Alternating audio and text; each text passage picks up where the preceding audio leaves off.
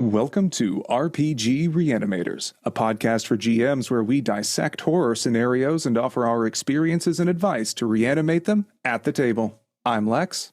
I'm Nathan. I'm Holly. And I'm Alex. So let's see what's on the slab.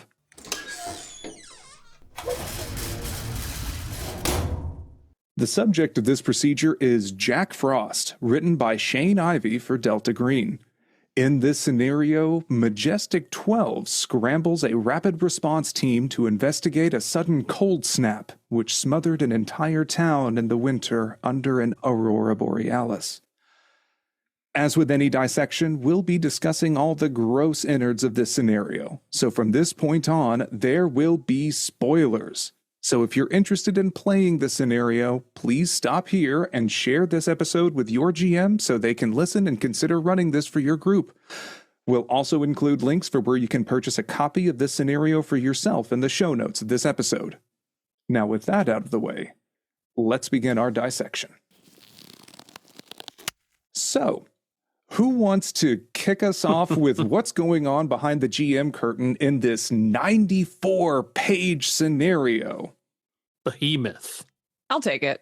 So many years ago, the Kenyan inhabited the region of Willis, Alabama. Why they did that, I don't know, but Moonshine. It doesn't matter, I guess. Yeah. Oh, there you go. Moonshine. All that remains of them is this nasty golden throne dedicated to keeping Itlashua quiescent. Itlashua being Delta Green's take on Ithaca. Same thing.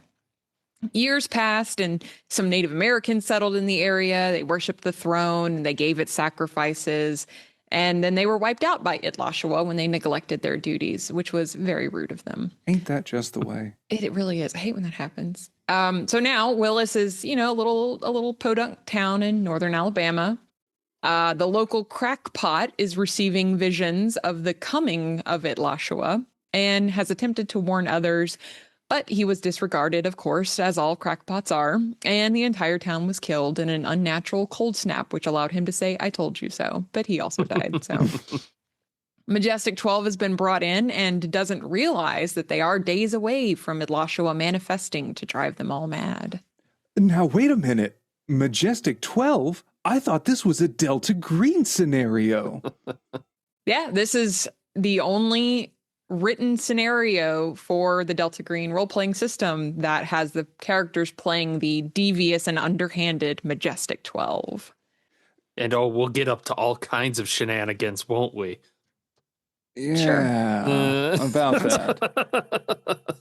So, since this is going to be a different organization, typically portrayed as the bad guys in a lot of scenarios, that are bringing the presumably PCs in to investigate, are they brought in under any kind of unique or memorable circumstances that GMs could try to emphasize to make this feel a little different than regular Delta Green program stuff? Yeah, I think they are. For example, they're brought in with a whole operation, right? So there's 3 different branches of Majestic, being Project Garnet, which is the cover-up wet works division, typically associated with Majestic as a whole, because these are the NRO section Delta guys who will just wipe you out, shoot you, cover up the body. Yep. There's Project Pluto, the research division of Majestic, who examines the extraterrestrial artifacts. And then there's Project Moondust, who use Blue Fly, which are paratroopers to retrieve said extraterrestrial aircraft or whatever. Yeah, and all the player characters that come in are a member of one of those at least. Yeah, so they're either members of Moondust or Pluto. They are not members of Garnet, which I would argue would be the fun option, because you actually do get to play the ruthless I do agree. NRO wet work people, the Men in Black section, which you don't. Yeah. And you play the nerds. And don't worry if all of these acronyms and code names are confusing to you, dear listeners, because it's worse in the scenario itself. I actually got a particular pet peeve and started to take tally marks of all of the different acronyms and code names for things. There are 13 different acronyms and code names, not counting the regular ones like hazmat and HQ and things like that. It gets very confusing to just see alphabet soup jumbles and things. So we'll cover this a little bit more, but if you're not following the details and layering of the Majestic 12 operating schedule, don't worry about it. There's handouts for it, but we're not going to get too detailed into the nitty-gritty of all of that. Yeah, so just to reiterate, there's 3 different branches of Majestic, and then on top of that, there's the National Guard, who's there, the special forces for the National Guard that provide the perimeter, but are not necessarily involved in the investigation itself because they're kept out of the loop. So already you have this huge organization, you have tents set up, you have like a command base. So it's so much different than a traditional Delta Green op. Yeah. Yeah, it really and you kind of have like multiple bosses too, which is very different than a normal Delta Green. And, they're given that whole like NDA, non-disclosure agreement. You're giving up your right to privacy. You're giving up your right to this. These are all the penalties. You will be put away. No one will ever see you again. And like, that does invoke what we're doing here. That's fun.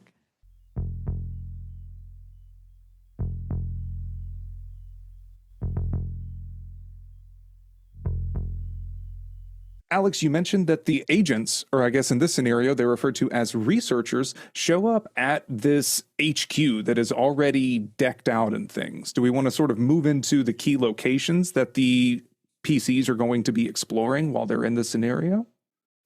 Yes, let's talk about the town of Willis, Alabama. That's going to be the main investigation area. And then clues are going to point you to Crow Lake. So there's going to be the throne, the shrine that the Kunyan made to appease Itzala. That's been buried underwater, and that's going to have to be drained. So that's also a location. Yep. Another location I would say is the command center, where you have the autopsies that can be done. You can have the people you can interview. But that's pretty much it. And then without going into Willis, because in Willis you got like Howie's trailer. Sorry, it's like about 100 people sized town. I mean, they're all dead, so you can kind of go into any building you want. Right, but really only 2 of them are important to the investigation. The city hall that kind of contains the town's history, and then the crackpot trailer. Right. I would argue that this is because of the mechanics of getting used to the cold and not being able to survive in the heat. That's a good way to keep the players and everyone in the town isolated, because if they ever leave the area, they just burn up. So that's a good closed. It's a large closed room mystery. Right.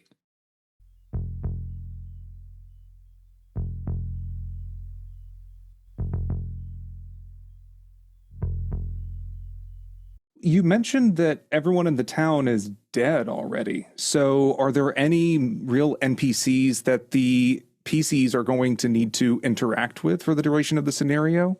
Yeah.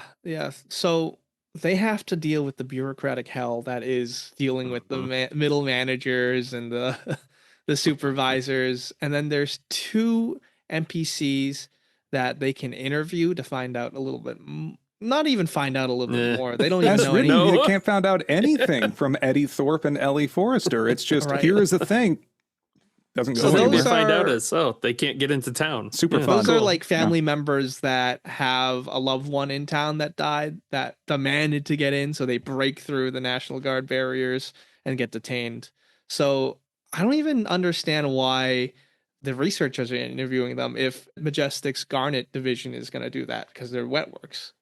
I think that the purpose of those 2 characters is to, bring home to the players the ruthlessness of Majestic 12. Right. Like, you're done with them, bam, bam, they're dead. And, I think most people would know that already, right? But, just in case. I would argue against that. I would say that the zeitgeist of what people understand to be Delta Green is Majestic's bad. All of them are just going to shoot you. Yeah. But it really is just the Project Garnet / NRO Delta guys. because they're so separated in branches that even the Moon Dust or Pluto, they probably heard that like Project Garnet's ruthless, but I think demonstrating the ruthlessness of actually having them shoot people is like an eye opener and a good RP moment. Yeah, because the players as they are, like they are the researchers, right? And Yes. you'll kind of be potentially multiple characters, so grain of salt. As so written. in theory, yeah, exactly. As In written. theory, you've got your researcher that probably hasn't killed anybody, probably. And then, you've got your airmen that can fly helicopters and everything, but they It's probably not the aren't job as of the immediately researchers to lethal. kill Right. Right. witnesses. It's not the job of the recovery team, artifact recovery team, to kill witnesses.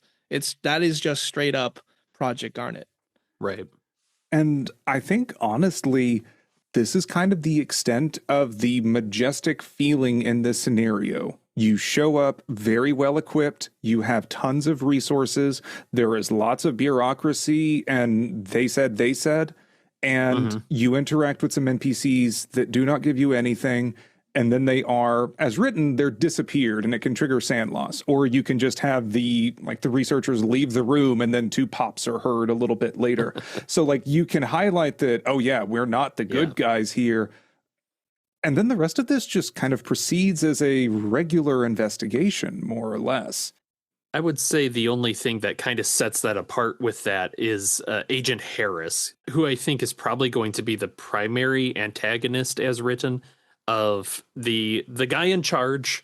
He's the leader of the NRO Delta, right? Like he's in charge of that, I believe.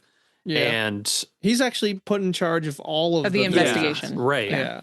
And he kind of loses it throughout, Yeah. So by the end, he's probably killing people left and right. And He wasn't a good fit think, for the job. I think we'll talk a little bit more Yeah, we about can get into all that his later. motivations, because I think there's some little gotchas in there, or big gotchas. Well, now, Nathan, it sounds like that you were describing Agent Harris as something of a threat that may be operating on a timetable. Are there any other key threats and timetables that GM should keep in mind to kind of keep the pace of the scenario moving forward? Well, I'm going to say yes with a caveat. This is a ticking clock that you have to let run out as the scenario is written. You really, as written, you can't rush this, because the way this works is every night at 1:43 or so, Lashua pops up. There's bad things happen. People scream and shout and let it all out. And, the first night, it's bad. It's bad. Second night, some animals came to life. Uh-oh, that's no good. Third night, again, 24 hours later, well, now you got the little kids, maybe slightly bigger animals. Then the last night, the full-on Wendigo parents show up and start eating people. If they figure it out before then, I guess they just smash a couple squirrels and move on with their lives. Yeah, right. Harris is losing his mind, but you can't really, time-wise, put him too early. A lot of the stuff we're going to see in here, the key threat is really just you're going to be wasting time. And I think the way it's written is meant to do that, even if it's not obvious, right? It'll say you're spending 8 hours doing this dissection. Yep, fair enough. That's almost a full work day, right? You're spending time. The duration of many of the investigative tasks are written with the number of hours that it takes to conduct that investigation element. And it even has on page 22, at least on the PDF, a project list so that you can give your players a timesheet to keep track of stuff with a task and a due date and time, and then to note their manager down and the personnel notes. And there were a lot of decisions made in this. Yes, overall, the kicker of this scenario is that every night at certain points of time that are, ambiguous down to the minute, some would say, they're screaming as this manifestation of Lachua, whatever, Ithaca, when it doesn't matter. The big bad are causing snowstorms and weird unnatural things to happen that is associated with steep drops in the temperature and an aurora and lightning and things hitting from there. So shit gets weird every night. And it can be something to really keep in mind for your players while running this, that their first day can be investigation and then shit happens, but it seems worse. And then it should lead into, this is a race against time, because we now have more and more to do, that it takes a lot of time to go through this. We can't afford to waste it. So maybe trying to encourage a little bit of scarcity, but it will really require a kind of glossing over or fast forwarding across certain tasks and not staying in that first person perspective all the time that we may be used to when running games. Yeah, and it kind of artificially really tries to limit. I think, Alex, you joked earlier about how they can't leave, right? They're stuck in this area because after the first night, their bodies adapt, and all of a sudden any heat is very bad for them and they explode. Why is this? Because it needs you to stay there in that circle so that you have to solve it, because otherwise you just leave. And if you just leave, the situation resolves itself, and that would be a real bummer of a scenario. You're jumping ahead. I'm jumping ahead. We haven't even covered so all excited. the threats. The big, to me, to my point of view, there's really 3 threats. Harris is Delta agents if you piss him off, and Itlashua, which doesn't show up till the end. But like, that's really your big scary things to be aware of. And arguably, like, Harris and the Delta agents are the biggest threat. Oh, don't forget zombies. Yeah, all those Wendigos that are threats to all the NPCs that are standing around. Yes, the NPCs with fully automatic weapons. Right. No, but Subway takes 100% agree with you, Holly. Yeah. But and I think that if you tweak it, that's okay, right? Like, Harris and the NRO Delta guys are supposed to be scary. And I think you can really play with that, but we'll get to that later. Okay. Well, it sounds like maybe we should try to discover the beating or maybe the frozen heart of this scenario. What are some of the key themes that you think GM should really try to emphasize whenever they're running this? Just kind of like going off the vibes of how it's written, I think you're meant to really play into you're the bad guys and the infighting between all of these factions more than anything else. It's like the town of Willis, Itlashua, and the cold weather are kind of just a backdrop for being those bad guys and the infighting that's going to occur. I disagree with you there. Okay. I would say instead of being the bad, you're not even the bad guys. You're not. You're not really the bad guys. You're just you switched up on your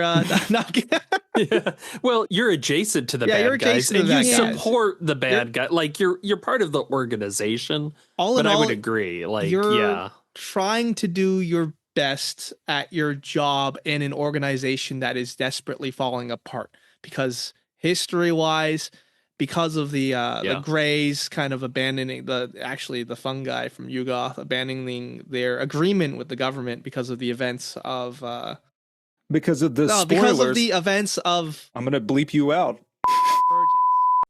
That's fine. I'm gonna get redacted. Sure. They're no longer receiving technology, so they're desperate to get this technology, which is why Harris is like going crazy and why these 3 branches have been mobilized. So this is all falling apart. And you're spending so much time collecting data that you think might be important, right? Like, that's, I think a big part of this is just that desperate getting as much as you can. And I mean, it doesn't mean anything, but you have that urge to collect. And they weren't expecting the mythos threat that they were expecting. This is something completely different. Right. I disagree with both of you. Okay. Oh, here we go. Nathan, high stakes coming up on you next. I think one of the key themes to really emphasize horror in this scenario is really playing up the cold winter weather, this unnatural horror in terms of these bodies are flash frozen solid. They're going through essentially a ghost town. The weather can be unpredictable. The cold can hurt. Your eyelids can freeze open or shut in some cases, because honestly, as written, there's only one kind of horror scene during the autopsy, and then the rest of it is just these surges of winter weather. And then eventually you get into like all the Wendigo stuff, which we'll get to that in a minute. But besides that, I think that it's going to be really important to try to play up those winter elements to set vibes for this scenario, and that this environment is actively hostile to human life. Unless they get exposed to the unnatural, and then it's less hostile, but that's more concerning. Yeah. Yeah. Why can't we all be right, Lex? No. You know what? I'm going to disagree with all of you. Yeah, I haven't run this, but reading it, I think, Lex, I'm probably closest to you, right? Is I see it as the horror is the weather, but the real terror is, has everybody watched Shin Godzilla? Yeah. No. Okay. So if you haven't watched, the movie is basically Godzilla shows up and the government goes, uh-oh, well, it's not that big a deal. And they don't, like, they get mired up in red tape. They argue against each other. They The fight. bureaucracy. Yep, Yeah, and bureaucratic Godzilla horror. gets to be a bigger issue. And then they start going, well, now we have to do something. But it's, you know, it's too late. And they are still stuck in that train of thinking of like, we got to do everything by the book, and you can't do it by the book or you'll die. And the I book think sucks. yeah, exactly. Like the Itlashua in this case is the truck coming right towards them, and everybody is just arguing amongst themselves about what the technology is. Is it mythos? Is it alien? Like, what is this? Who's in charge? Who's a secret Delta Green agent? You know, it's this fight, and then hopefully by the end they get hit by a truck, metaphorically. Yeah, the game's like, fuck those guys anyway. Mhm. Yeah. I think my semi-concern here would just be to know your players. Yeah. If I had a player like Alex at the table who was really interested and well-versed in the Delta Green lore and whatnot, like he went off about the different MJ12 facets and the difference between Project Garnet versus Moondust, then he will really get into this Majestic 12 angle. And it can be something to play up for your players that may be very interested in exploring that. If you just have a group that is sitting down and they kind of look at each other when it's like, oh, we're not doing Delta Green, then maybe don't emphasize these as much, because it's really only interesting if you are interested in the lore itself. Yeah. And I would argue it's not even that. It's that you need to understand the lore of Delta Green to really understand the desperation you're supposed to feel, the infighting. Like, I have run this for people who just know Delta Green like as an RPG for what it is. Right. And we played the scenario and it doesn't mean anything to them. They're like, I don't know the history of Majestic. I don't know why they're desperate for technology or any of this other shit. I don't know. I wonder if that would be more impactful if this was part of a campaign or like an interlude where they play this and they had been introduced to Garnet. And, you know, I'm kind of shrugging, I but agree. I think I there agree. needs to be some context, or otherwise. Right. Maybe like 100% after agree on the or context. something. Yeah. Yeah, that If could be they fun. were playing as like the researcher, and you know they did a lot of researcher stuff throughout the years of Majestic's like success, and then afterwards you get this Jack Frost scenario, yeah, it would make a lot more sense. I do agree with that. Yeah. But this is getting into... Lex doesn't, Yeah, we're Lex, getting you're into not other as things. much But this invested is in getting the into lore. one of the few strengths that I can actually point out for this scenario, which is by virtue of it being the only MJ12 scenario made to date, it does have a lot of information on the logistics and interrelationships between these divisions of MJ12 that GMs could use if they did want to adapt it for their own Majestic kind of campaign, or at least an arc, if you want to tie this in here. I think the scenario, though, really relies on it being a one-shot, because you're kind of fucked as soon as you step in. It really relies on these very narrow, pre-generated character archetypes that if you just have regular agents, I think it's really going to be a coin toss of if they would be even eligible, of participating or being of use here, if you don't have someone with hella physics or something like that. I mean, maybe you can make it work. Maybe there's just NPCs because they have some resources around. Yeah, I think we're veering into limitations though, and there are a couple of strengths to this scenario. I thought it was fun that Ithaca is in rural Alabama. It really is like a total subversion of your expectations, right? And I think for the most part, at the end of every scenario, I've had to tell people like, no, it's Ithaca. That's who it is, and they're like, oh.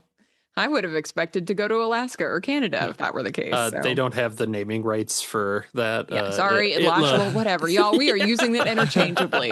Give me some grace. I don't know. The culture goblin that lives in my brain, as soon as like there's ice or flash freezes or anything, my mind instantly goes to that entity.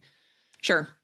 Yeah, I think the usage and idea of swapping between characters is a fun idea for kind of this long sort of thing where you might have a researcher where you're like, today they're going to be in the lab and that's all they're doing. And you might still want to involve yourself. I don't know that the book necessarily gave a lot of advice on how to do that well, but I think as an idea and getting players used to character swapping, that's not a bad idea.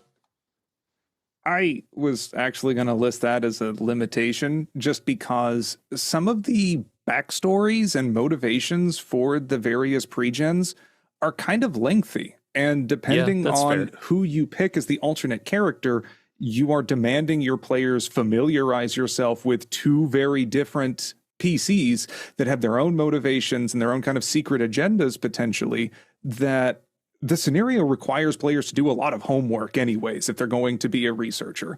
So it could be difficult. I think that, in theory, if you were going to give your researcher players a different MJ12 agent, one thing that you could do is use the very abbreviated character sheets, like essentially an index card, and potentially as a way to have them comb through the town and get some of the relevant information and handouts. Just say, you're combing this quadrant. You're combing this sector of the town. Oh, it's this old hoarder lady's house. She has a bunch of archives. What's in there?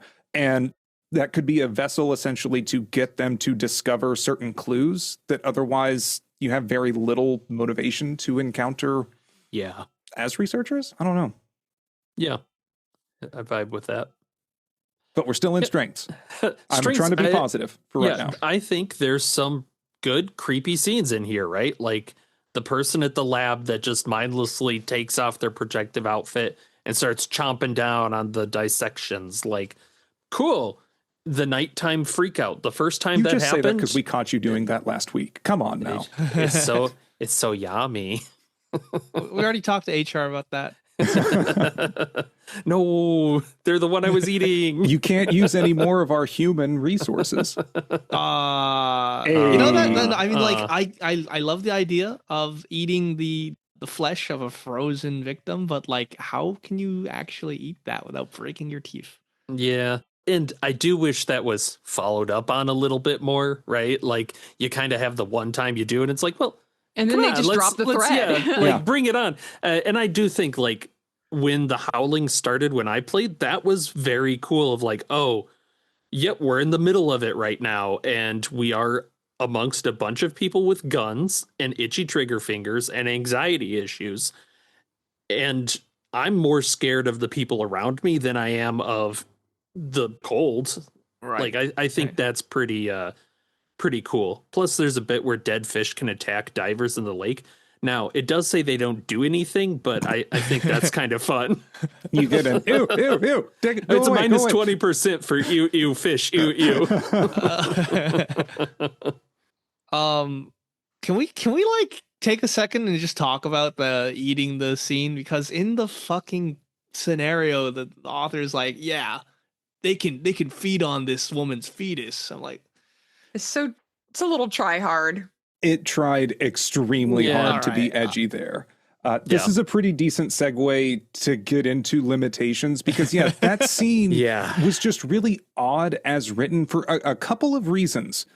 Because it really wants you to strip away a player's agency and have their character chow down on one of the bodies that they're doing the autopsy for.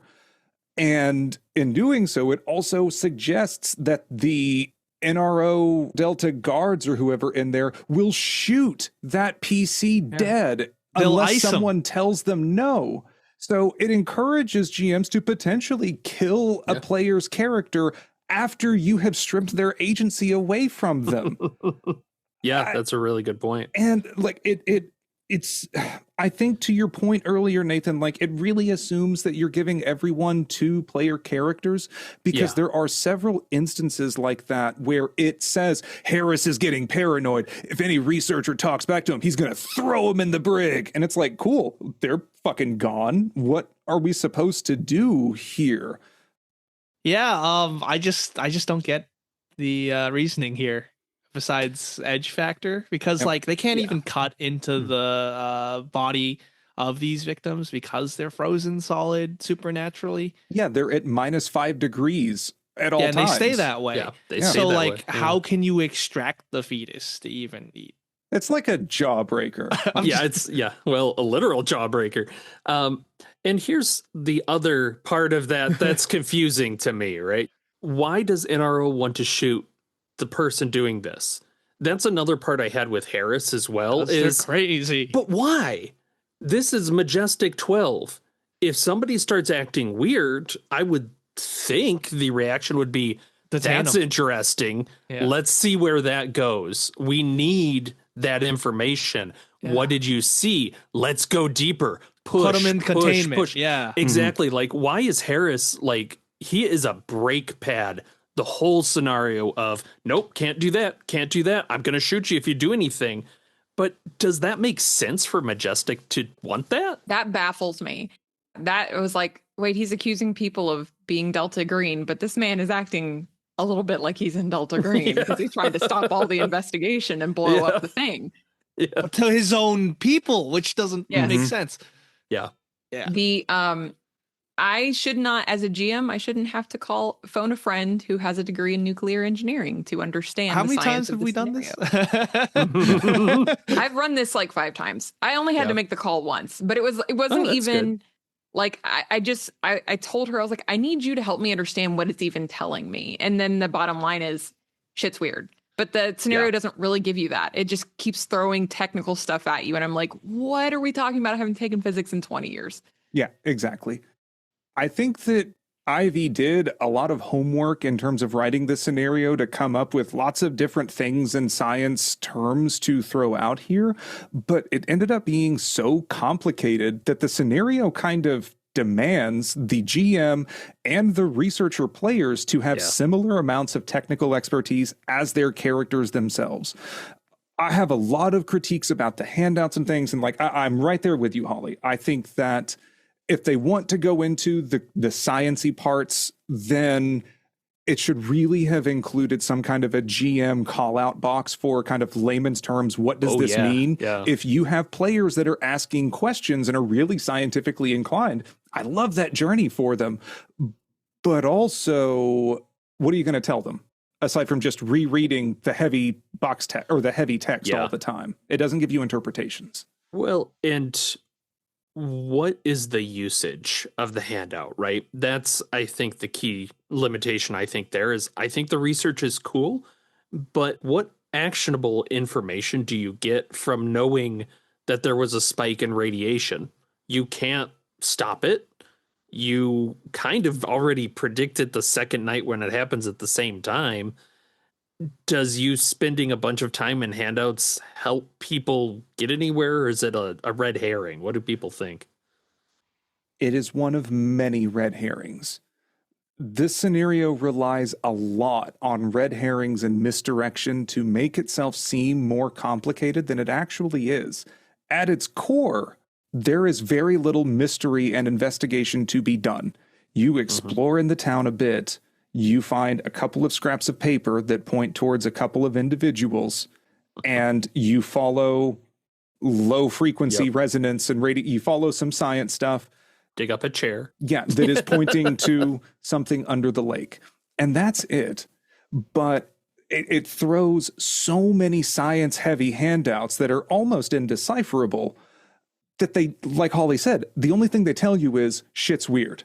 Shit's weird this way. Shit's weird this way. There's no narrative depth or deduction or any kind of engagement to take place here. And you're just overwhelming your players with these handouts that don't add anything. I never thought I would see a scenario that had too many handouts. I'll put it that way. Wow. This clue shows us that it's cold here. By Jove, slow taking off glasses. Oh, wait, my charts are showing me that there was a huge spike in different wavelengths of light that happened when there was an aurora borealis in the sky. Say it ain't so. Like, you just experienced a weird event, and then you just get readings that say, yeah, it was weird. That was weird. There's nothing else to Boy, find. howdy, that was weird. I really do think a lot of these things are just to get you to the 4-day timer. Like, realistically, they have to have so much stuff. And I think, Lex, to your point, a call-out box, and then just hey, you're going to spend 8 hours doing this research, and then try and think of a clue that's useful. Like something that they can get out of that research. Because otherwise you're just telling your players, hey, hold up. Let's wait till tomorrow night when everybody goes crazy again. Oh, it's worse this time. Yeah. Okay. And I think you're right that this is done in effort to pad out the clock and make this investigation take more time than it otherwise should, because they are barking up various wrong trees. Mm-hmm. It leads to a frustrating experience because the pregens themselves are very specialized. And some of them, like I played the microbiologist in Holly's run, they're kind of useless after the autopsy or 3 days later if you're going to happen to try to do an autopsy on a zombie. And besides that, there's not much else there. The Dr. Merlot is taking readings. They just tell us it's coming from the lake. And that's it. Yeah. Then you have, we already mentioned the two NPCs, Eddie Thorpe and Ellie Forrester, that you spend real game time role playing with, and they give you nothing. And as a player, it can be really frustrating to feel like I am trying to explore, I'm trying to engage with this scenario, and I'm not getting anything out of it. Yeah, it's like, am I asking the wrong questions? What are you expecting me to do here? Yeah. Yeah. They don't have any information. I think their real purpose is to show the inhumanity of the Wet Works team. The inhumanity. But then don't forget the whole mounds in general. Another massive red herring that leads absolutely nowhere.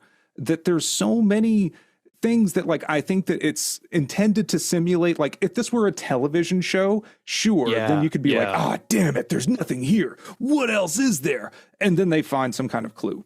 I think it's like a head nod / Easter egg that is misinterpreted as a clue, because there's copper wires in the artificial mound that are shaped like the chair, which represent the Kanyan shrine, and there's snake bones, which is a head nod to Yig, but that's about it.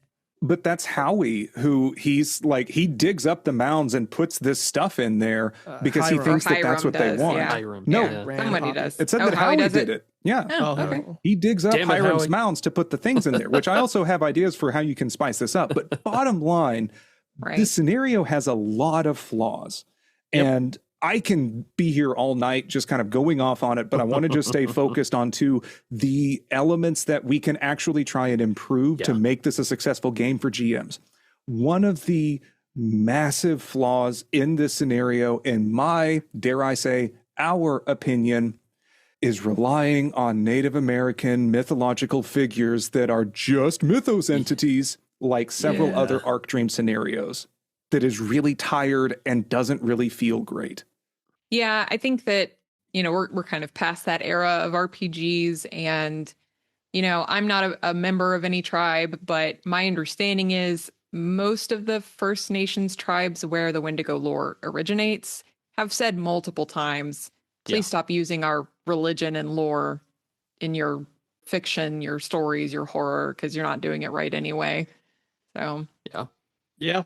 At least they didn't have antlers. But yeah, I completely Yeah. agree. There's no like why can do it better. use that, Yeah, right? we Yeah, could just do it exactly. better. And Exactly. like to this scenario's credit, I believe it originally came out in 98, which is kind of in the heyday for when stuff like this was around.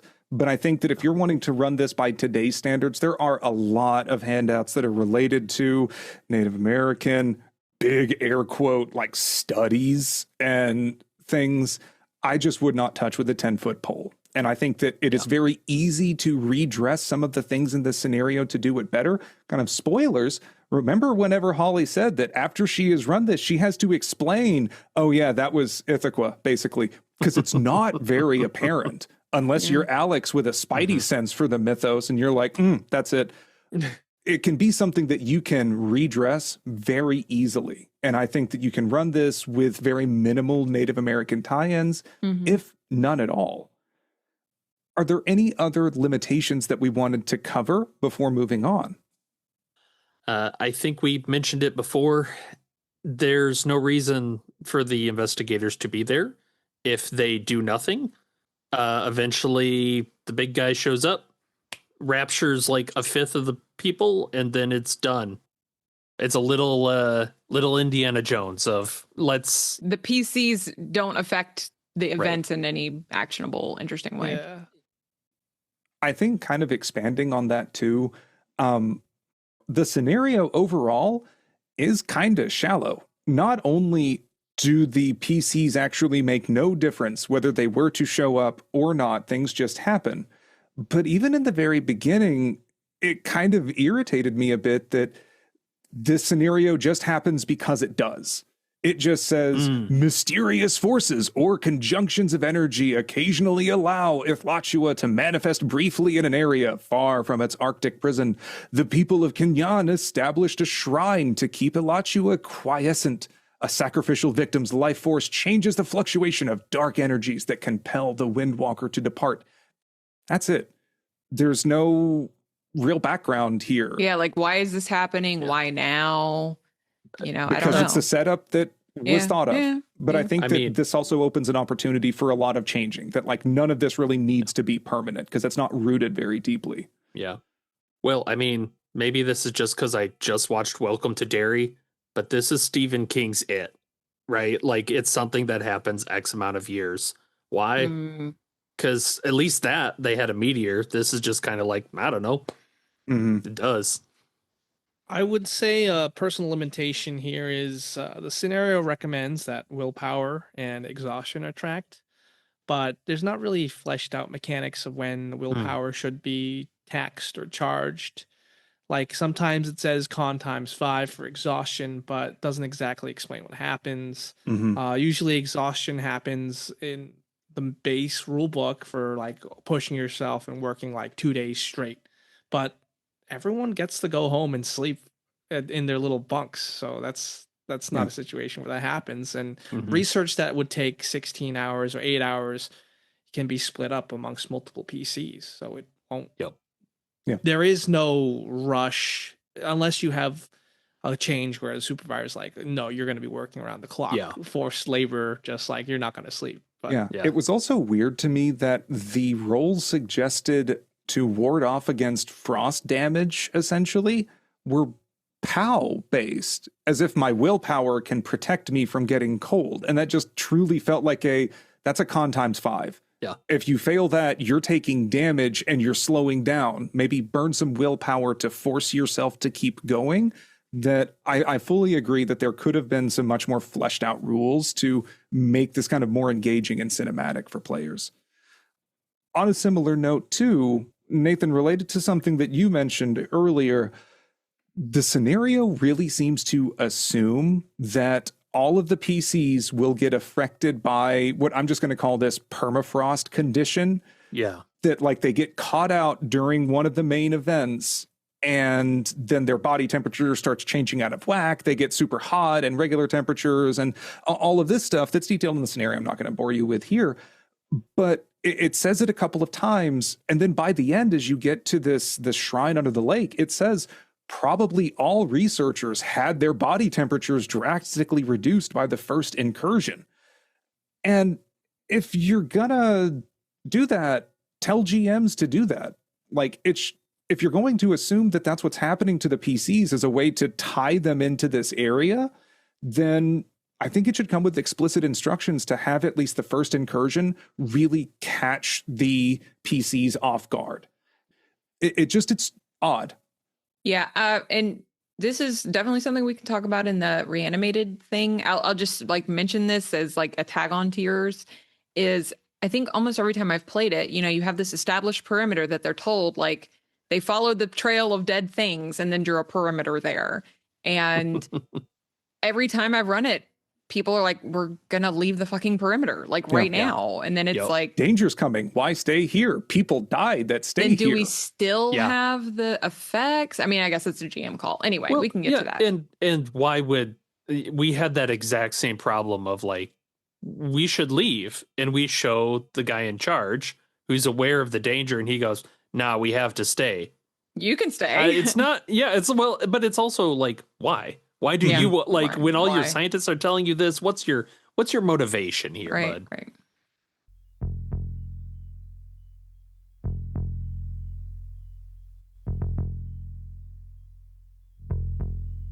Kind of in a similar vein, Holly, I think you're the main one among us who has run it because you ran it 3 times back to back. My hat off to you for that. But were there it showed in the 3rd run. Were there any challenges that you encountered trying to run this by the book? I think that Nathan brought up the point that you're a ticking clock, but your players don't even know it. And so they're kind of, at some point, they end up just twiddling their thumbs. And that's kind of part of it. It's like, I don't know how to convey to the players that things are getting worse and that eventually this is all going to culminate in something very bad. Maybe it is the surprise train that just takes out the whole town. I don't know. But like, to the PC's perception, this could go on indefinitely. And we don't know that something big is coming.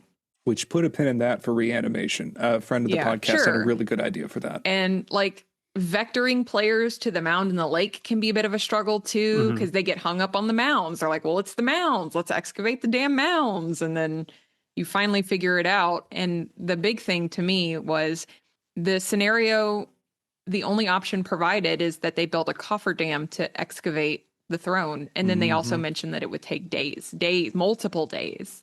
Longer than the PCs have.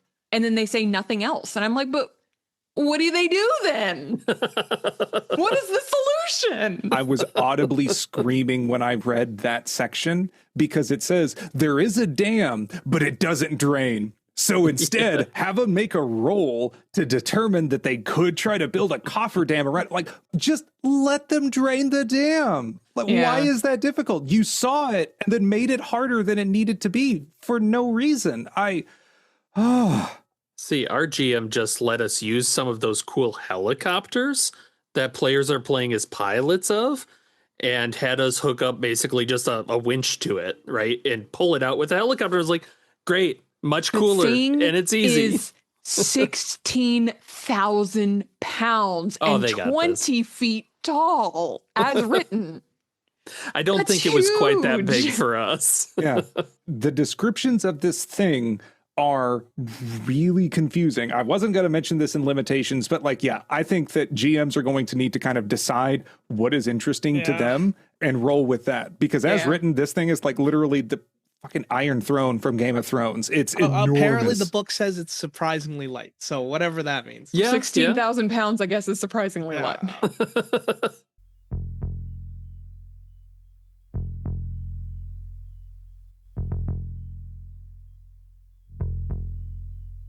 Well, I think we've spent a plenty of time here, so let's get into reanimation. Overall, how do we want to highlight the beating hearts of this scenario, frozen or not? I think that, if you want to lean into the winter horror as Lex has interpreted the horror, using those Wendigo, the Wendigo Whack, the Children of Itlashua, whatever they're called, because they have a couple of different names. Zambies. But like using that, like it is genuinely an oh shit moment at every table I've sat at. It is fun. So I would say lean into that for sure. And then lean into the slow dissolution of Harris's sanity and like the fact that he is surrounded by extremely dangerous people and he is on the verge of a breakdown. So I think considering those winter horror elements, it's just for me is I really like it. I think that it's such a vibe that could have been explored a lot more for the purposes of this scenario. One way that I think would really emphasize that is if Majestic left the bodies where they were in the town. They might have picked up some of the bodies out of one of the locations to do an autopsy. But besides that, the scenario starts off with a really cool bit of flavor text, about walking by an old man who is kind of staring with eyes unseeing because he's frozen solid. And I think narrating these PCs exploring the town with frozen dead people still standing around inside of it ups the creep factor exponentially. And it always emphasizes that there is a danger here. You can also make the coldness more or less interesting. Something that I was kind of anticipating in our run of it was that the bodies would be frozen, but the homes were untouched. The pipes were not burst. So it seemed to only affect organic things, as if it sucked the life out of everything here. It can just be a cold snap that kind of decimates everything. But like, there's lots of ways that you can really explore the kind of perversions of nature while also emphasizing the hostility of nature.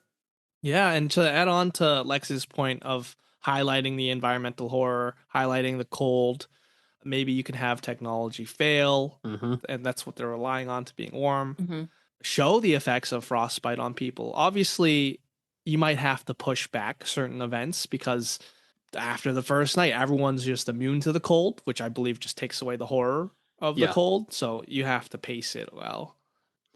Yeah, I think to me, reading this, something I want to highlight with this that I like quite a bit is how insignificant the players can feel in the scope of the weather, right? Everybody complains about the weather, but nobody does anything about it, as the saying goes, right? Like, there is really nothing you can do. And even with all the fancy guns, the most you're going to do is end up shooting yourself, pretty much.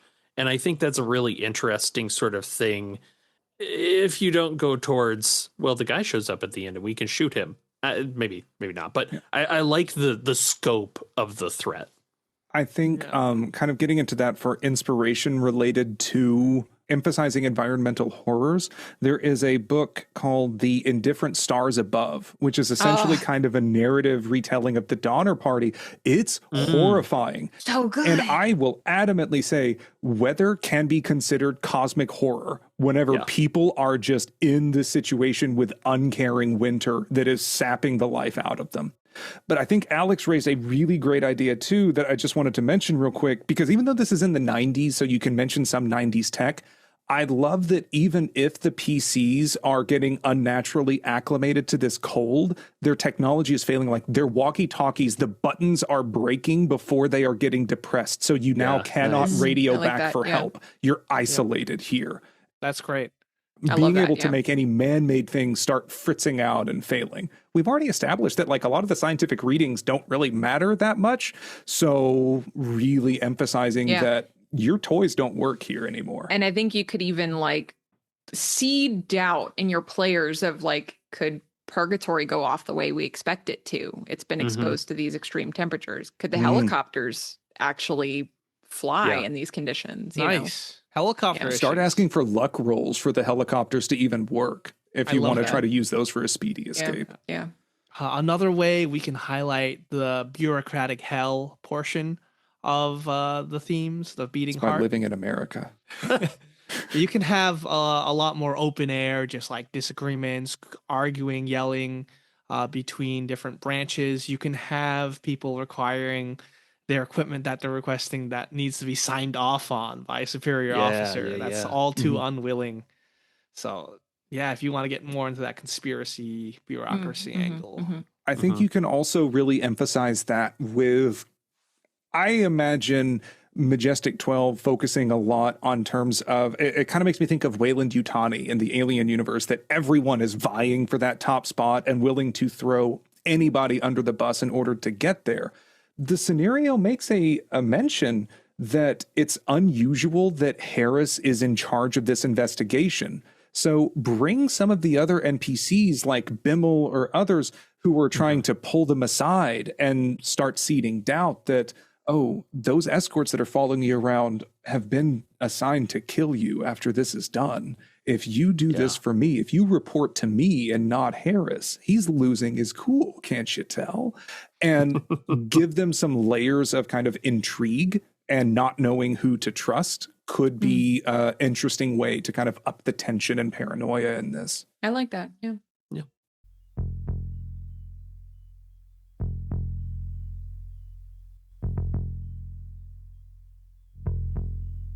Well, we're fully in the reanimation now. Oh, yeah, absolutely. This is not emphasizing the beating heart. This is stitching it all back together again. So in that spirit, what elements do we want to try and remove from this scenario, with any advice for how to do that in more or less effective ways? All right, get the scaffold ready. I think you can just remove the Native American pieces. And, you know, if you want to keep the Wendigo, I guess keep the Wendigo. But I mean the other stuff, like all the Native American handouts and that, because they don't actually give you anything anyway. Right. It does not forward the narrative at all. It's just more stuff. Yeah, I think you can just chuck that. Yeah. It's part of the Mythos hoedown, because it's like we have Lashua and Yig and the Kenyan. And so. Anyway. Oh, and don't forget Nathan's favorite. Oh, yeah. Nyarlathotep's in here. Fate. Don't forget him. Yeah. It's truly a Mythos hoedown. But yeah, I think. It's just a not Easter egg. Yeah. I think straight up remove, like, don't use this material. I think safely the Native American stuff can just go out the door. Mm-hmm. Yeah. Well, what's an alternative? Do you need it? Genuinely. I'm not trying to. Like, do you need the Native American piece of it? You can keep the Kenyan, right? But do you need the Native American piece? I think that's the interesting part, right? Is that race of giant beings before that left their tech behind that you might be able to figure out. That's pretty cool. And I think there might be ways to, since the Wendigo, anybody that knows me knows they're zombies and I hate it. What's the point? They're not interesting to me, especially since, as written, they just kind of attack other people for the most part. So why not have these frozen things be the Kunyan trying to reach into the future to try and stop, like, to try and communicate? Or spirits that have possessed the frozen body. Exactly. I like that. Something to do. And you can even, if you really want to get cheesy with it, like, they're overwriting the players, right? And that's part of why them having multiple characters is their mind is getting pushed into literally other people. It's almost Yithian. Yeah, exactly. Where it's like, okay, my researcher, that blue flag guy seems to meta know everything that researcher did. That's not good. Yeah. I think this is something that we can honestly spend an entire consultation episode talking about in terms of many, many, many Cthulhu mythos elements are rooted in racism and are rooted in very unsavory sources. And the Kenyan is very much rooted in unsavoriness related to Native Americans. And I think that if you are going to include them, the Kenyan are most interesting, completely divorced from that.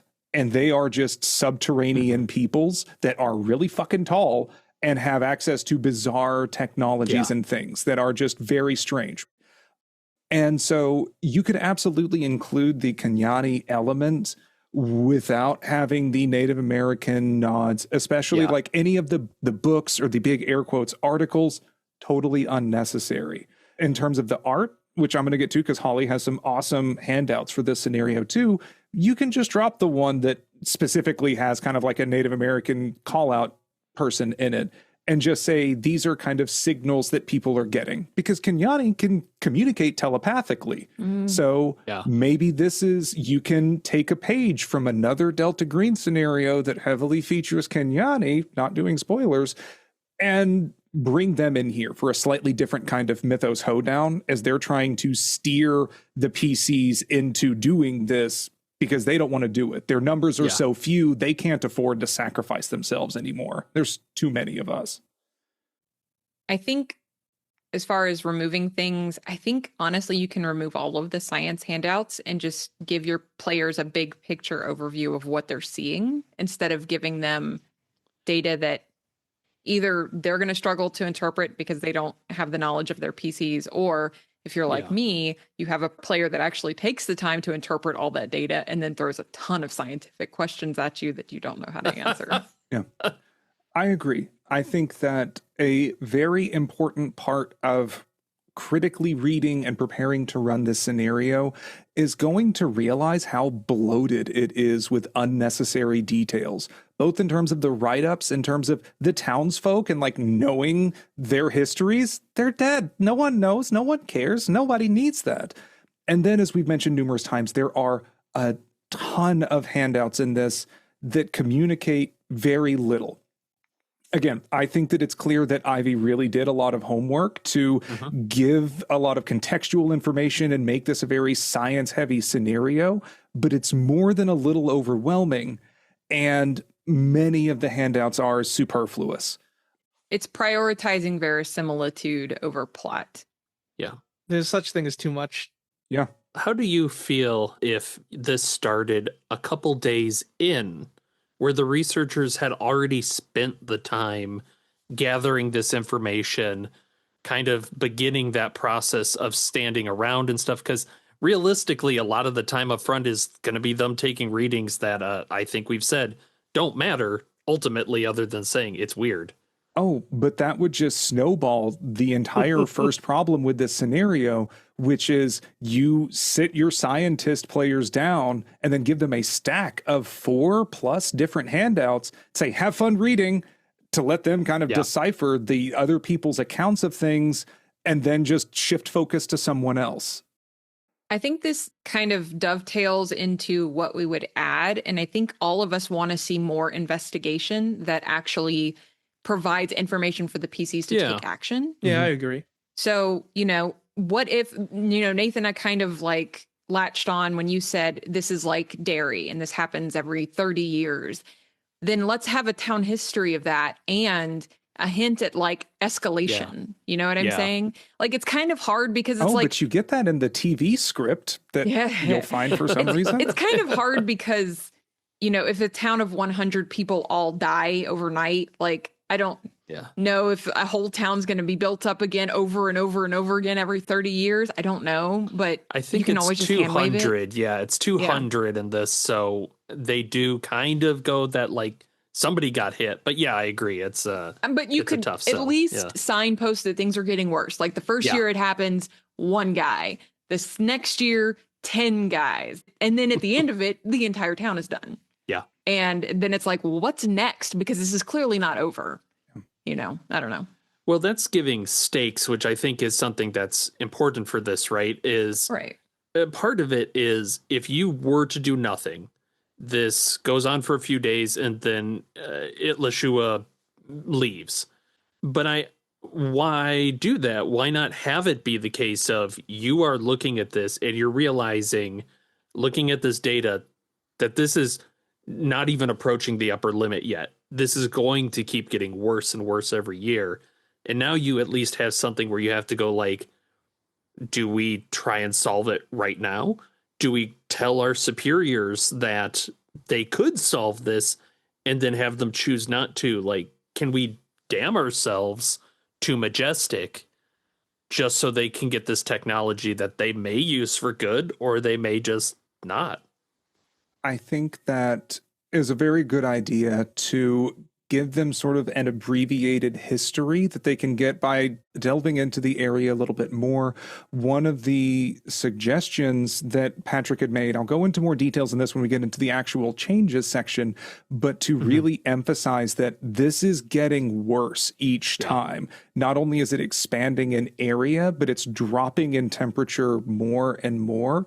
And that I think that it's important to really then include some sort of inciting element for why is it going off the fucking rails right now? Because all the other events it sounds very isolated, like it's just someone dies in the cold. Little girl walked her dog, rip in peace.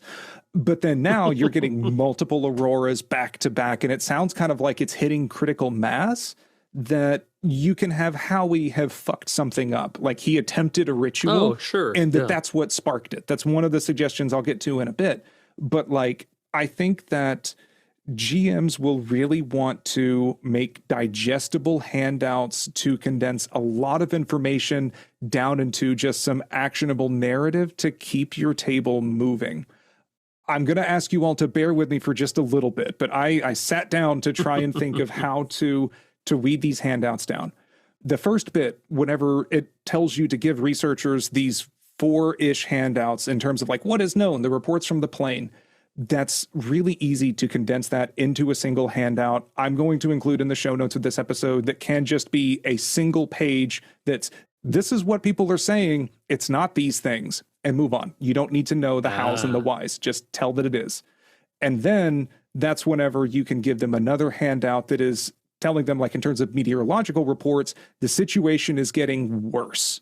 And especially after the first night that they are there, this is much worse than what was reported before. This is not a minus 30 degree drop. This is a minus 60, 70, 80. Like it's shunting down worse each time. The low frequency detections are really obscure, and how and why they're there. It's MiGo technology. No one cares. And then how would submarines detect this from an inland lake in Alabama? Makes no sense. This is something PCs encounter during the investigation. Don't worry about it.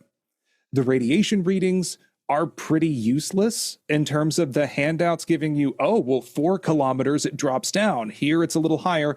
Narrate this.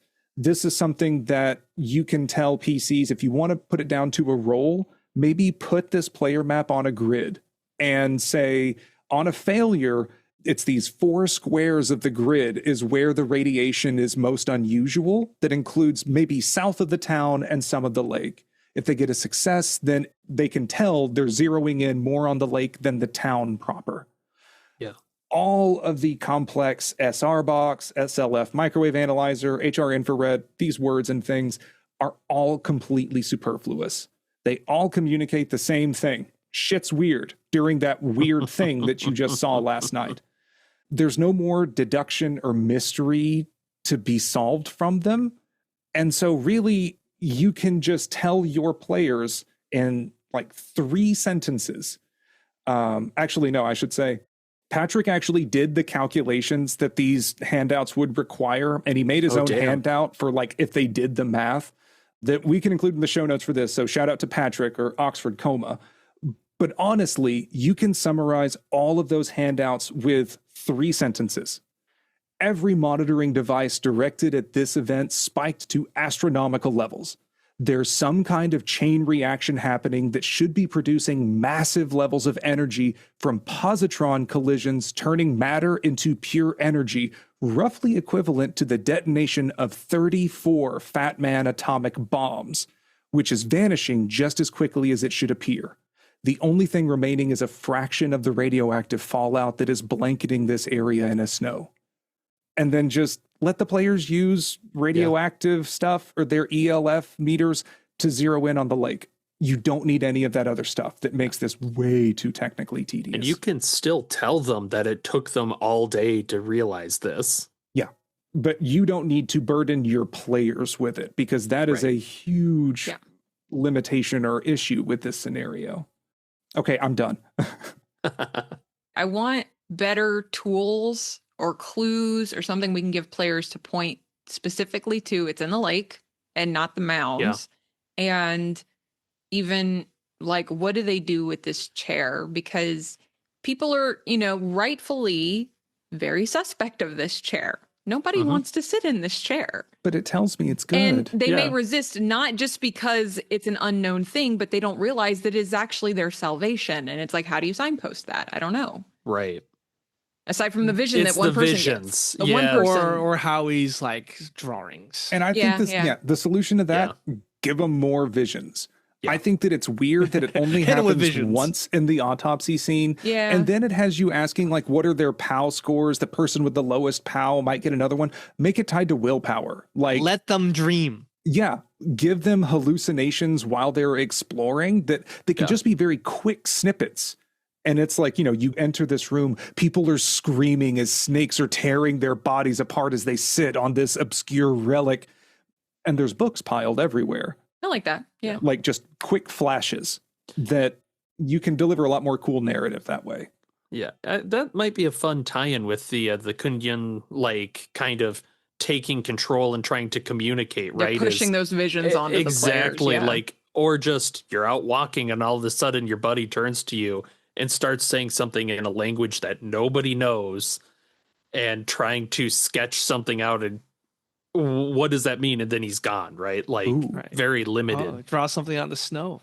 Or more than that, if you emphasize some atmospheric elements that the wind starts howling so much that you can't hear each other speak, you're shouting, and then you can hear someone in your mind as if they're right next to you. I do like that. Accidental telepathy, that's weird as fuck. Like, bring that in. If your players get exposed to this permafrost or whatever, like, have them start developing weird stuff so they're feeling very uncomfortable.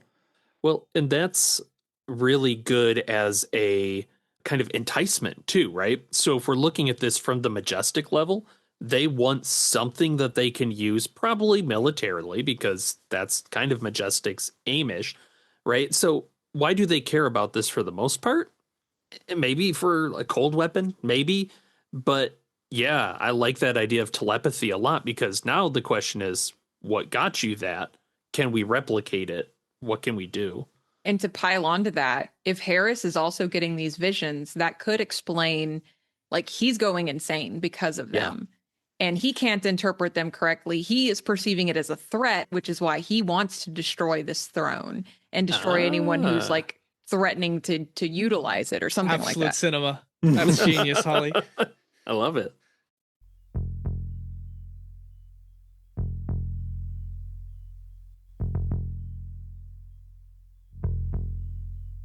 So what about things that we would really want to change or alter rather than just kind of cut out entirely?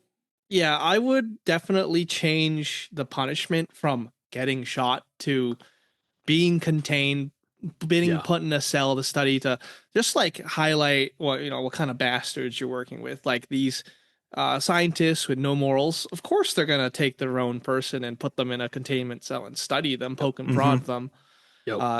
And, that also allows the PC that has been contained a chance to escape once hell breaks loose.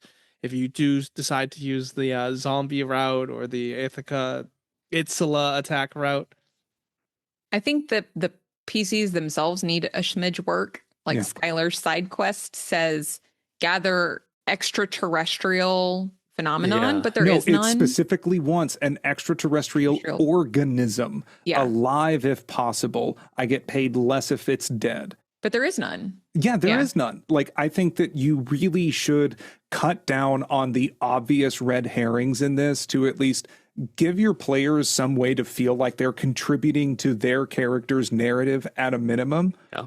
Because, like, whenever you told me after the session that, it says, like, if you want to capture one of the zombies, basically, that's what you would bring. I'm like, that's not an extraterrestrial. That's a very terrestrial. It's a re-terrestrial.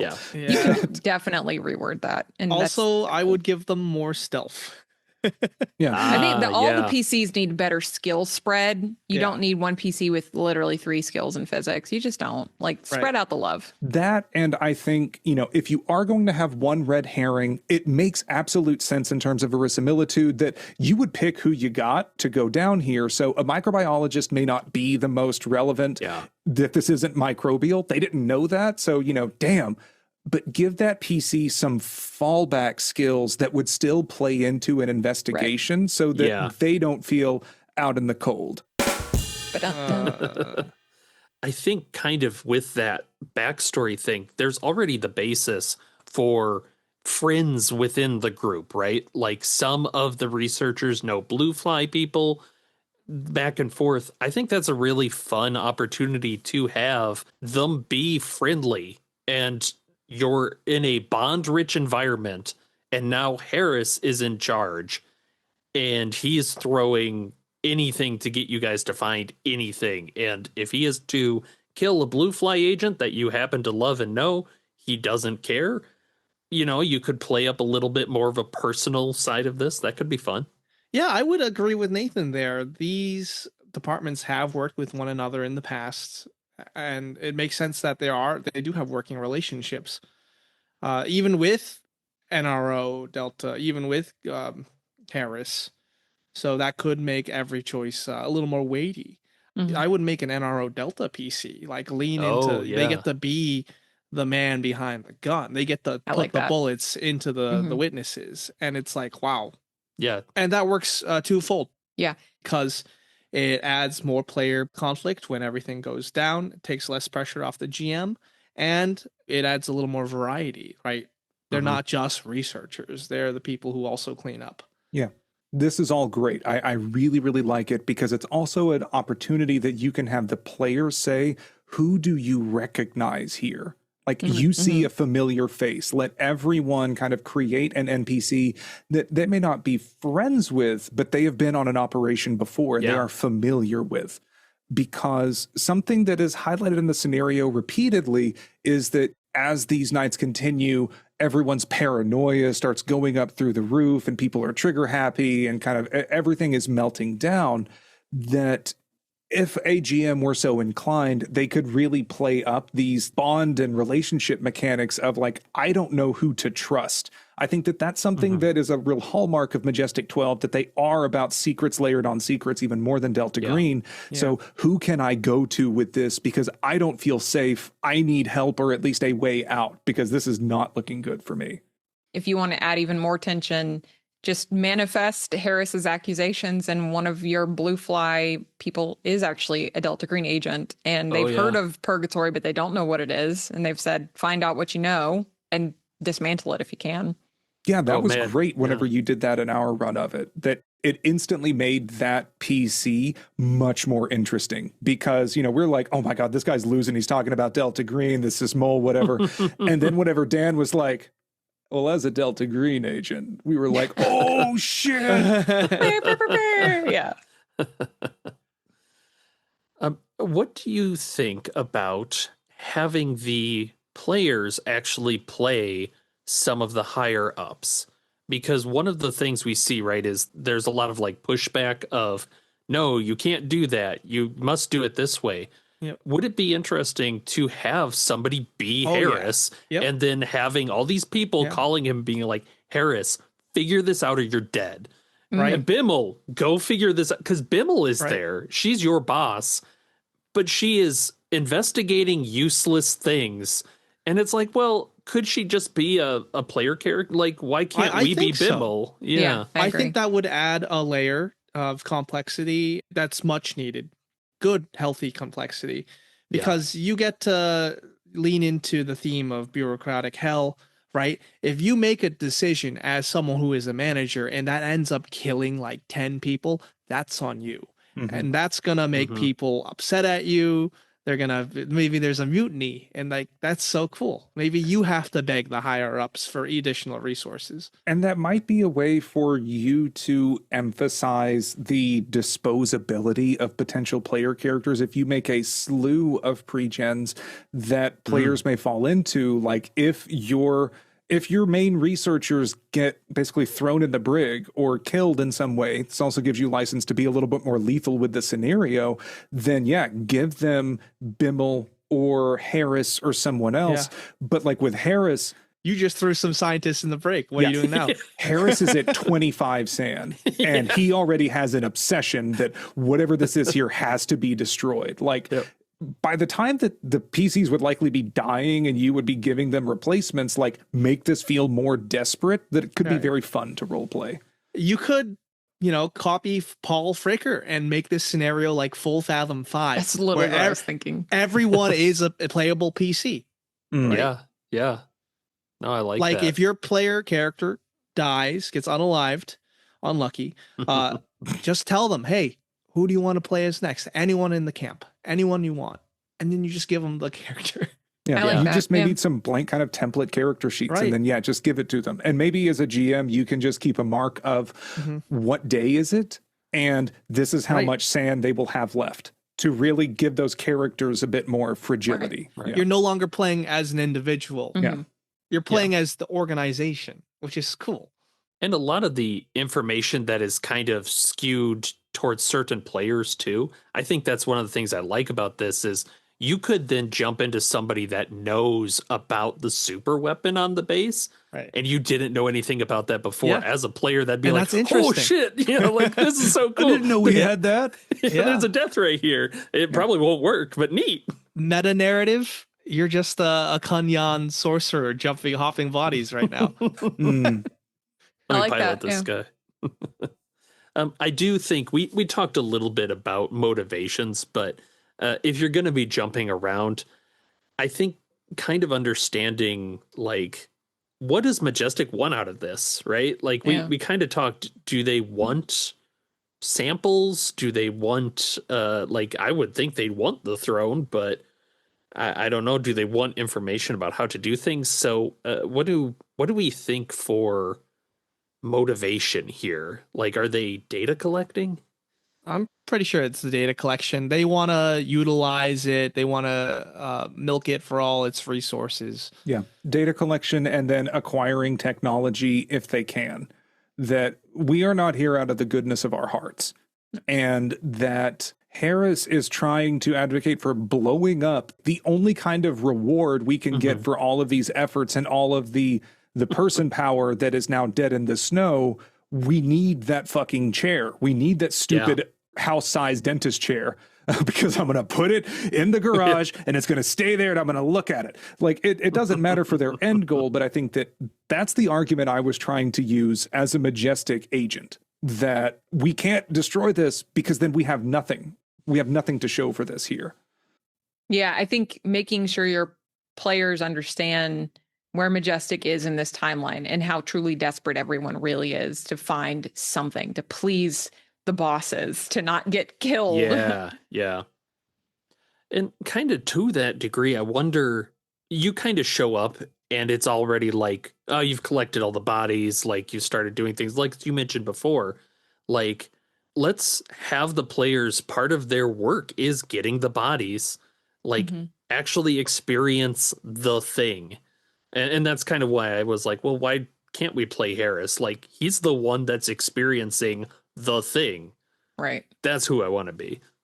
Yeah. And that's where I think you can make it affecting more people. Like in our run that was deemed unfit for publication because I kept making so many jokes about finding the brown note in Grandpa's mounds. That is not why. And whenever my researcher was exposed to this first kind of vision, I thought that it could be something mimetic because I happened to be autopsying Howie. And then that was kind of the signpost into shit, something must be important here. And so I didn't want to tell the others about it, but I did try to warn Harris. I'm like, if you see anyone acting really odd, trying to eat things or other people, then maybe keep an eye on it. Maybe do a buddy system. That I think making the visions escalate in intensity at the same time that these winter things are escalating too can make this feel super hectic. And again, you want them to be scrambling by the end of it, I feel. Yeah, I would say that I would also change the ending. Don't be afraid to have a world-ending catastrophe if the player characters fail. I'm in. Right? Like, I want to see Actual consequences. a new snow age. Yeah. If they fail, wipe out North America. Sure, great. I really agree with that. It is a pet peeve of mine whenever a scenario ends, you know, like we've remarked a few times, nothing really mattered. It just goes away on its own. But I also dislike whenever the world ends, like, oh, boop, and Earth is gone. But instead, make the players feel bad for failing. Make this have lasting consequences. The way that I was really thinking of this, and I'll get into some of the methods that I think you could alter the Atlashua and all of this stuff going on, but basically, the entity is trying to manifest here. It's causing these storms every time that it's manifesting, and it's pulling energy in order to pierce the veil. This shrine, idol, dentist chair, what have you, is kind of using someone's life force energy to shunt it away for a little bit longer, but it's still going to keep coming back. So if you blow it up, or if you just don't use it by a key night, it fully manifests. And then it just starts roaming around. This is now a plague that you have unleashed upon the world, and now just highlight that there are these roaming winter storms that are like, it just wipes out the entire city of Atlanta as it makes its way kind of towards the coastline. And the players have to live with that every death is really on their hands. Give them some bonds in Atlanta. Fuck 'em. Yeah. Yeah, and the imagery that they have of that final bit where he's like literally rapturing people into the sky and their legs are burning off is like, that's cool. That's really neat. That's a little nod to the Wendigo. That would, yeah, exactly. But well, that'd be really interesting if that just like he escaped prison. You let him out of prison. It's the US, 1/5 of people all get yanked up into the air at once. How are you going to cover that? Like, is that something you can? What the hell do you do? Yeah. And I think kind of on this note, like where Nathan, what you were talking about is people are kind of getting raptured up in flames around it. I'll just get into one of the first changes that you could do pretty easily. It's not super apparent, in my opinion, that this is getting into Wendigo territory. Mm-hmm. And I think that it is extremely easy to reflavor this as some kind of non-mythos entrenched entity that is associated with entropy, making hot stuff cold and back again. It's just absolutely perversing the laws of nature. And so that's why whenever it first shows up, everything drops down and it kind of sucks all the energy out. And then like all of the bodies, they're not actually dead. They're just at this super, super low temperature. And then whenever you want to have it manifest a little more, their temperature suddenly spikes and it floods all of these bodies with heat. And so they're like blistering, screaming, bursting into flames and just attacking madly. You can do a lot of changes just by making like come up with some kind of that's its name. Fuck it. Who cares? That's how Lovecraft came up with all the mythos names. But just give it some kind of weird name that can be referred to on the walls. And just, again, we mentioned the scenario is not deep as written. There's not a history entrenched. You can just say it's some kind of weird thing that it fucks with hot and cold. So better to keep it locked away. Then move on. Yeah, I love it.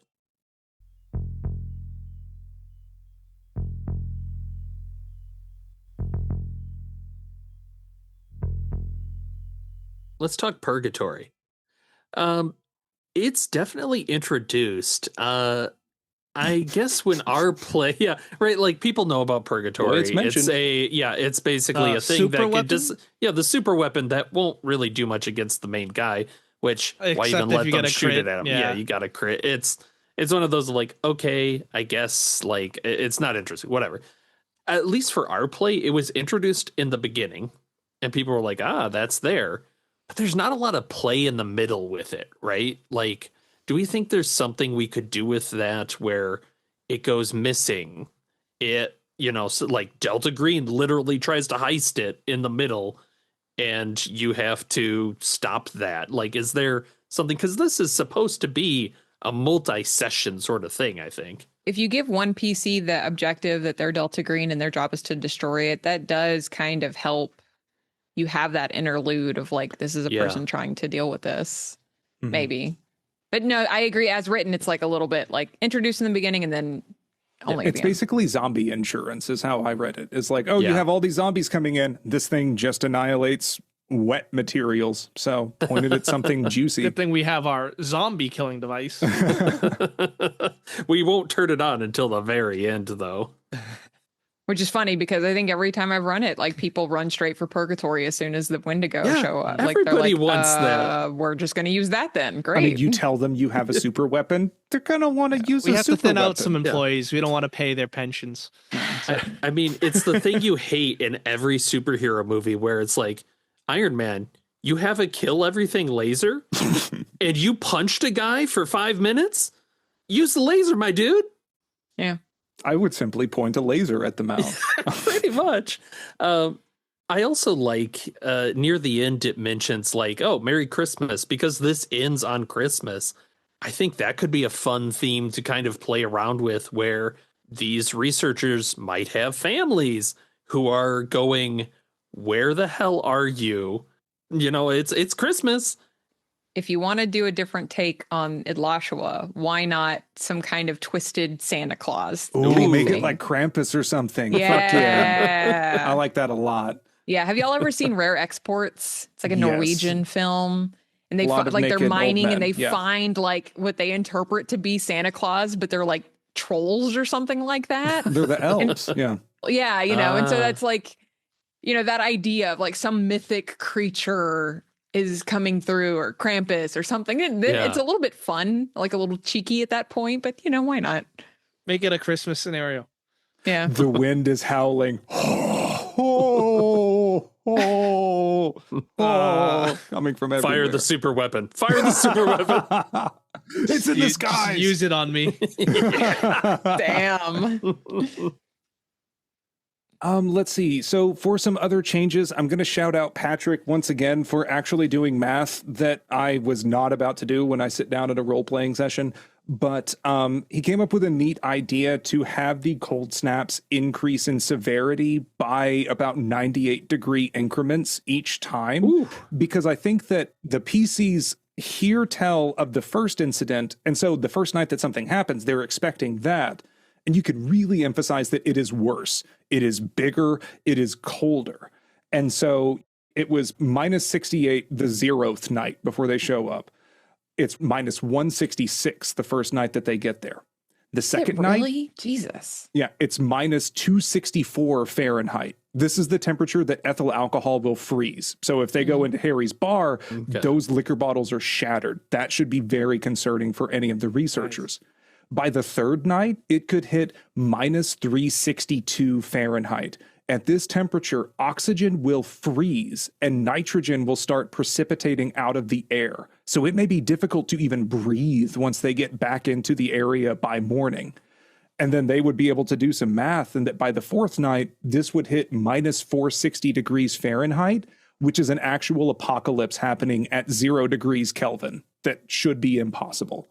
So if you want to go that way with it, it's a way to increase the stakes. Also, the helicopters definitely are not going to work at negative 362 degrees Fahrenheit. Right, well, and that's especially scary if they're fine every night, right? Where you're like, this is going to end the world. Everything is going to stop working and I'll still be alive in this is not a good feeling, I think. Yeah. And it's also a way to kind of prevent things from maybe feeling a bit gamey. I like the concept that the helicopters now no longer work. So it's not even an option for them to hoist this throne out of the mound. Also, just taking a moment on rereading this, that the throne is so fucking huge as written that I don't think the mound is given proper attention in terms of its size. And honestly, I think that a simple way to deal with the damn problem, pun intended, is have some PCs dive, plant some dynamite in the top of it, blow the top off because this mound is so huge, water's going to rush into it. And now you have this throne that's kind of sitting amongst this cold water with dead fish that are trying to splash at you. It wasn't effective. Pokemon joke.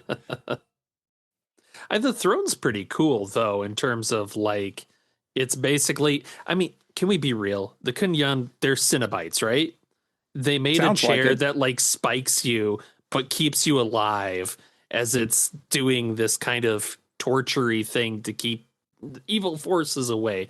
Like, I don't know, that's pretty neat. I would feel really bummed if my players didn't get to it. Yeah. I thought it was fine. Like, again, it's just some of the things that kind of happened for the sake of it happening the way that it was set up. Yeah. One thing that I will mention, if you want to completely take any Native American or Kenyani elements away from this and totally divorce the scenario from it, this will take some heavy lifting. But I think that you could pull in a surprise Norse element.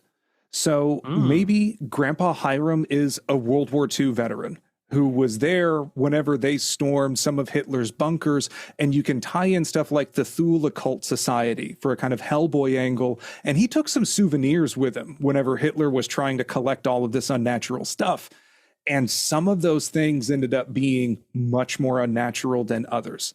including some kind of, I don't know, maybe a shield with some runes on it or something. And like there's a bunch of bullshit that you can find in his house. And so this is what just ate away at his sanity. The longer you stay in this house, it's automatically ticking away at your san. And so then that's what's giving him the visions. Maybe instead of making just dirt mounds, he starts like carving runes into the actual hillside or something, because it's just what he thinks that he should do. He thinks that it's what it's wanting, and eventually unalives himself. Howie is a local meth head. As someone from a small town, every town's got him. And he is just a world-class fuck-up who gets like his trailer and his truck repossessed. And so he just breaks in and starts crashing at his old grandpa's place that's sitting more or less vacant. And in his vulnerable state, it really fucks with his mind more and more. And so the reason for all of this to happen is he attempts some kind of a ritual that he thinks will give him power or something like that. And you could bring in, instead of like a Wendigo type element, you could try to bring in something like Jotnar or frost giants. And that way, whenever this veil is happening, that howling that you are hearing everywhere are these things that it's basically kind of another dimension that is right next to ours. And that is them howling because they're smelling food. And that's why they're not super appearing at the moment, but the howling seems to come from everywhere. Also, something that you could do with this is the aurora is impossible as written for it to be blue this low to the ground. So that's all weird and stuff. Something you could do to fuck with the scientific handouts is all of the measurements are spiking, but none of the UV or electromagnetic sensors are triggering. You just watched an aurora happen in the sky, but your devices are showing there was no light emitted, which is impossible because that aurora is in this other dimension that you're kind of seeing a sneak peek through as it is growing in intensity. And so then it would be more up to them. Something that I think you could also do as a change is make there be a cave system from the center of the mounds that could also connect down to the mound under the lake.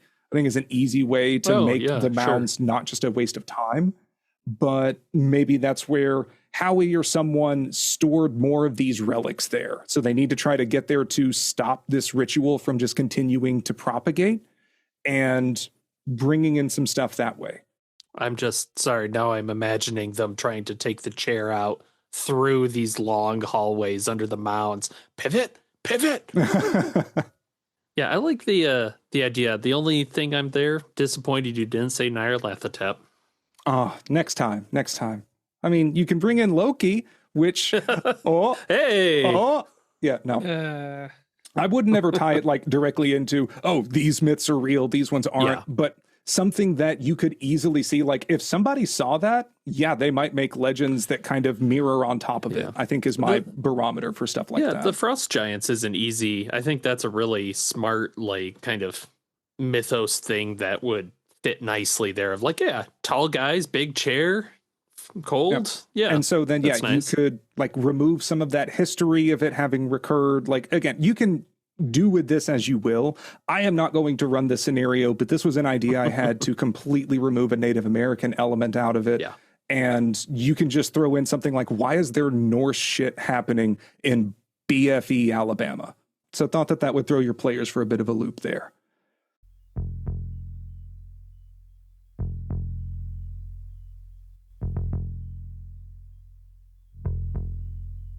Are there any handouts or props that we would want to use when running this scenario, since we've already advocated for throwing out almost everything that is actually included in the scenario?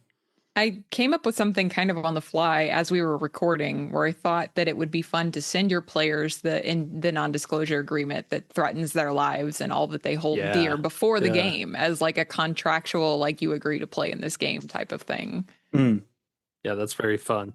Other than that, I commissioned a friend of mine to mock up Howie's pictures. I just thought it was better than describing them. So we can put those in the show notes. Yeah, they're really cool. I like them a lot. And we can credit the artist who hangs around our Discord. So you can always reach out to him if you're interested. I would use as a handout that just executive overview summary of all of the scientific discoveries. Like that's just so much easier. I would say to for some of us that maybe live up north, Yaderhe, maybe take everybody outside for 5 minutes before the game starts and just no coats, just go enjoy the briskness and then go inside and start playing just to remind yourself how awful cold is. I can imagine you can wheel in your refrigerator into your game room and open it. Get in. Shove your For an players into immersive your experience. storage freezer if they are going outside. Whenever they take damage, we'll just bludgeon people with ice bags.